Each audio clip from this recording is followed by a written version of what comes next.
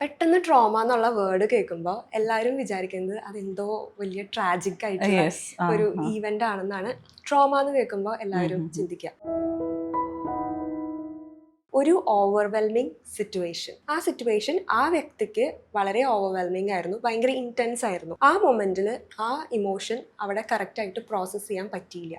Express ചെയ്യാൻ പറ്റിയില്ല. Not just express outside, even process inside. നമ്മുടെ ഉള്ളിലും അത് പ്രോസസ് ചെയ്യാൻ പറ്റില്ല. നമ്മൾ അവിടെ ഒരു ഷാറ്റേർഡ് ആയി പോണ ഒരു എക്സ്പീരിയൻസ്. ആ മൊമെന്റിൽ നമ്മൾ ചിലപ്പോൾ ഫ്രീസ് ആയി പോകും, ചിലപ്പോൾ അതൊരു ഷോക്കിംഗ് ആയിരിക്കാം. അത് ഓരോരുത്തർക്കും ട്രോമ എന്ന് പറയുന്നത് വളരെ സബ്ജക്റ്റീവ് ആയിട്ടുള്ള ഒരു എക്സ്പീരിയൻസാണ്. എനിക്ക് ട്രോമ ആയിട്ടുള്ള ഒരു എക്സ്പീരിയൻസ് വേറൊരാൾക്ക് ട്രോമ ആവണമെന്ന് ഒരു നിർബന്ധവും ഇല്ല.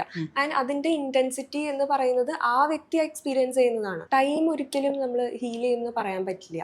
ഓക്കെ, ആ സമയത്ത് നമ്മൾ എന്ത് ചെയ്യുന്നു എന്നുള്ളതാണ്. 10 വർഷം മുന്നേ നടന്ന ഒരു എക്സ്പീരിയൻസ് ആണെന്ന് വിചാരിക്കും. ആ ഒരു എക്സ്പീരിയൻസിനെ ഇപ്പോൾ ഓർക്കുമ്പോൾ ആ സെയിം ഇമോഷൻസ്, ചിലപ്പോൾ ഇന്റൻസിറ്റി വ്യത്യാസം ഉണ്ടാവും, ആ സെയിം ഇമോഷൻ നമ്മൾ ഇപ്പോൾ ഫീൽ ചെയ്യുന്നുണ്ടാവും. എന്തുകൊണ്ടാ? ആ ഇൻസിഡന്റ് മുമ്പേ കഴിഞ്ഞില്ലേ.